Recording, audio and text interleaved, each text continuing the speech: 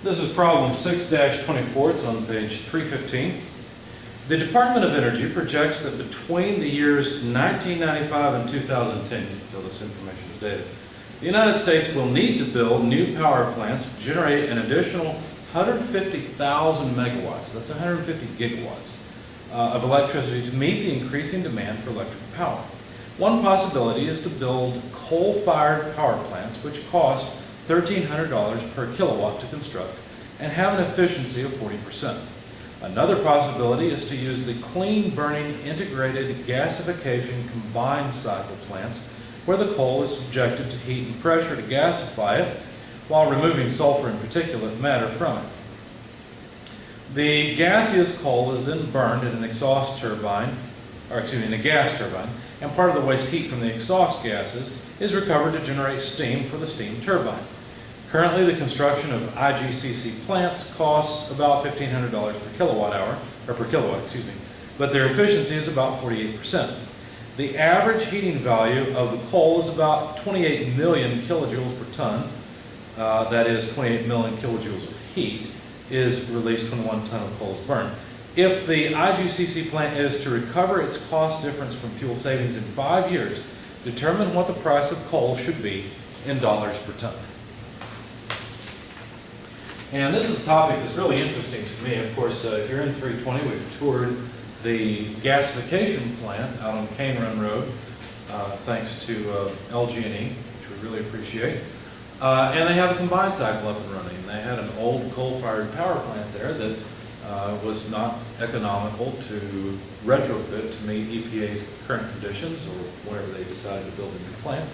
And so they chose, in fact they were basically forced to choose, to build the new combined cycle plant they have. And they burn natural gas in the plant, which is fine, it's a fuel source. And it's interesting to me because, you know, if they're burning natural gas, then what's that going to do to the natural gas market? Well, there's more and more plants around the country that are going this way, that are burning natural gas rather than just coal directly. So what does that do? Well, that increases demand for natural gas. And of course, at this time, there's plenty of natural gas to go around, and there's, you know, not a problem in the market. But if demand is increased fundamentally, that means the price is going to go up unless supply goes up too. So what does that do to people at home that need to heat their homes? Well, it's going to push them towards some other form. Now, if they go towards geothermal or heat pumps or something like that, where you use electrical energy to pull in thermal energy from outside, this is a win-win. This is a good thing. But what if we have to start burning coal again? You know, it seems strange to change the plant so that the plant has to operate on a different fuel source and all the extra infrastructure to pipe the gas to the plant. I guess, you know, feasible, can be done, but I really like a gasified coal approach, and your author describes it as, how did he describe it? As subjected to heat and pressure. That's true, but another thing that happens in a gasification plant is that the coal is slightly oxidized. It's not completely burned, but it's slightly burned a little bit in order to take the long chain molecules and break them up into smaller stuff that can come out as a gas and be burned in the turbine. Because the turbine's an internal combustion engine, whereas a classic Rankine cycle steam turbine is an external combustion engine. And so it's just, it's more efficient, it's easier to control. There's a lot of advantages to internal combustion. But anyway, all that aside, I really like this because it makes coal a viable stream without all the nasty stuff. So they're, you know, chemically or however pulling out the sulfur before it goes into burning, which is good. But it keeps us flexible. And then, you know, and I guess the overarching story is you hear a lot of concern in the news and things about not being able to generate enough power for our country. Well, only because we restrict ourselves. You know, if we don't think ahead and build the plants required to generate the power, we may have plenty of coal and plenty of natural gas on hand, but we can't do anything with it unless we have the plants built. But anyway, so I like these types of plants because they can use coal as a fuel, and that gives us fuel flexibility, which I think is important. There's the only way to combat volatility that I know of in the marketplace is with flexibility. So anyway, we've got 2 plants here. Let's go back to thermo. There's the coal plant. Its cost is $1,300 per kilowatt of generating capacity. It's Efficiency is 34%, which is reasonable, but it's probably a little low. At the coal-fired power plant that we toured that has been shuttered, their efficiency was about 36%. And it was, what, 50, 60, 70-year-old plant. So think of driving around a car that's 50 or 60 or 70 years old. I mean, you do it, but you put a historic plate on it, right? And you completely refurbish it. So anyway, you don't expect high efficiency out of something that old. Probably was designed and built in a time when efficiency wasn't really a big concern. But anyway, tell you what, let me plan ahead and move this down here instead. So the second option is the gasification plant.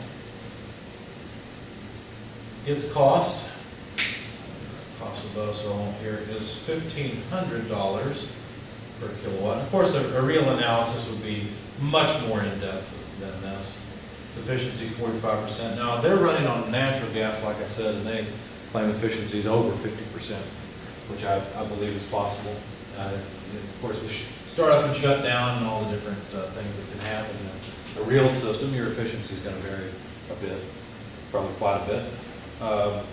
But anyway, the heating value of the coal is 28 million, so let me just write it, 28 times 10 to the 6th kilojoules per ton.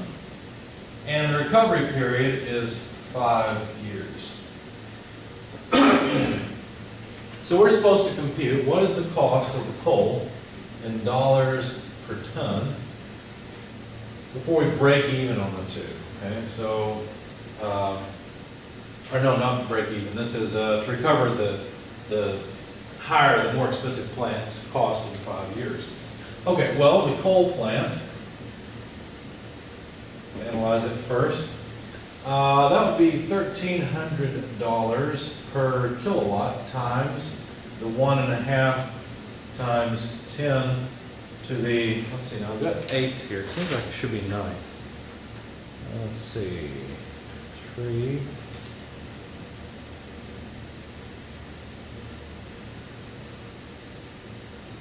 Yeah, something seems strange here. Let me correct this example that I've worked wrong, because I don't know why I put 1.5 times 10 to the 8th. Does that make sense? Oh, because I've got it in kilowatts. Okay, yeah, I wrote it in kilowatts. All right. So 1, 2, 3, 4, 5 plus 3. Yeah, that would make sense. Okay, so times 1.5 times 10 to the 8th kilowatts. That way the kilowatts cancel nicely.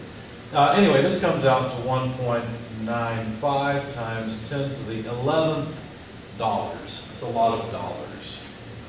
Okay, for the, let me just call it the IGCC plant, that's $1,500 per kilowatt times 1.5 times 10 to the 8th kilowatts. You have to generate the same amount of electricity from either one. This comes out to 2.25 times 10 to the 11th dollars. These are a lot of dollars. And so the difference between these two is still a lot. And in fact, if you calculate the difference, take the difference from these two, you end up with 3 times 10 to the 10th dollars. And of course, if you or I had that many dollars right now, we probably wouldn't be doing what we're doing right now. Anyway, so the coal-fired plant. What does this coal-fired plant require in terms of fuel? Well, let's see. Its efficiency, in fact, the efficiency of both, is the power output divided by the mass flow rate times the heating value. In other words, this represents the amount of chemical energy coming into the process, right? The coal, when you burn a ton of it, you get that much energy out of it. Well, how many tons per hour are you going to burn, or per minute, per second, whatever. And that then would be a ratio to how much electrical energy you get out per time as well. So this is our basic idea here. To make this a little bit easier, what I'll do instead is take the power output requirement, multiply it by the amount of time the system runs, and that way I can deal with just the mass of coal used times the heating value. Okay? So let's see. So the cost difference, cost delta, is 3 times 10 to the 10th dollars. I just need that information off to the side. And now let's work with the efficiency equation to figure out how much would be required. Because notice that what we could do is solve for the mass of coal required as the electrical work out. I'm sorry, electrical power out. I forgot my dot. Excuse me. Electrical power out delta T over the efficiency times heating value. Another way of looking at this is that, well, that'll just be confusing. I missed my dots, and so now we've got rate times time, so we've just got total amounts here. So this is the total amount of electrical energy, and this is the percentage of chemical energy we get out per unit mass out of the coal. Okay, so here's that unit mass, or here's the mass on the other side that would be multiplied here to make this unity. But anyway, let's just continue. So the mass required for the coal plant, of course both are coal plants, but I'm referring to one as the gasification plant, would be equal to 1.5 times 10 to the 8th kilojoules per second, that's the power output, times 5 years. Notice that's the delta T, the amount of time. We're assuming this runs all the time, which would actually make sense. There are 365 days per year. There are 24 hours per day, and there are 3,600 seconds per hour. And so that takes care of all the time units, and we end up with energy in the numerator of our equation. Let me erase this one so you can clearly see what I'm working with. So here's my governing equation. The efficiency of the coal plant is 34%, and of course the heating value of the coal is 28 times 10 to the 6th kilojoules per ton. And so notice the kilojoules go away, and we'll get the mass required from the system in tons. So this comes out to, in fact, here, I'll go ahead and put it over here. We need a mass of about 2.484 times 10 to the 9th tons to drive this old plant. How about the new plant?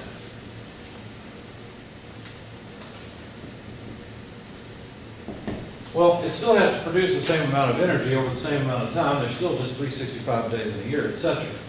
But the efficiency is very different. The efficiency is 45%. So if you plug in 45% instead, what you find is that the mass required for the gasification plant is 1.877 times 10 to the 9th tons. Okay? The difference between those two is the amount that would be saved. We would not have to buy. It would represent coal that we don't have to pull out of the ground, and we don't have to burn. That's a good thing all the way around. So the difference, the M delta, if you will, is just the difference between these two numbers. I won't write it down, that's a simple thing.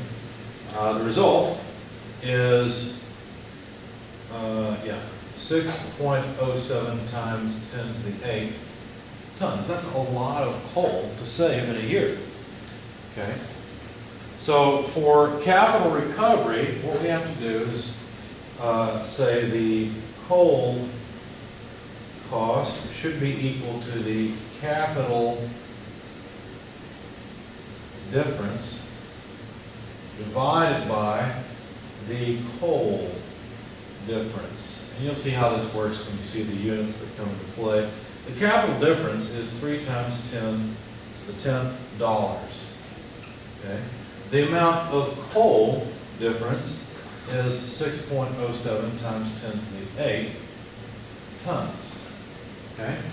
So this is the amount of money. Notice we talked about the amount of energy generated for 5 years, right? So everything's on a basis of 5 years. This is the amount of mass of coal that we don't have to pay for, okay, in that 5-year period, but we do have to pay for this capital difference, the initial construction cost.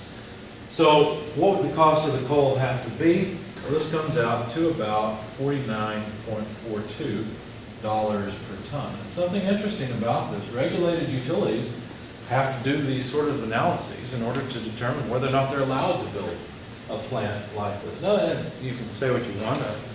I see problems and good things about that. Of course, if there's a local utility, they generate a lot of power. Usually they're about the only player in the game.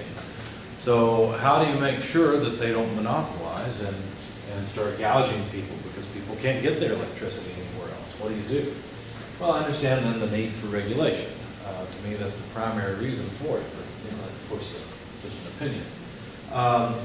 But as a regulated utility, they're required to offer a low price to their customers. I mean, it's the consumer's interest is taken into account. So they can't just build any technology they want, any plant they want. They have to analyze them and decide what makes the most sense. And so they have to perform an analysis, something like this, to show the cost of coal and estimate what the cost of coal would be. Of course, if coal right now and for the last 5 years has gone for $50 a ton, well then we're kind of at that tipping point. If it's gone for $100 a ton, obviously this makes a lot of sense over a new regular coal-fired power plant.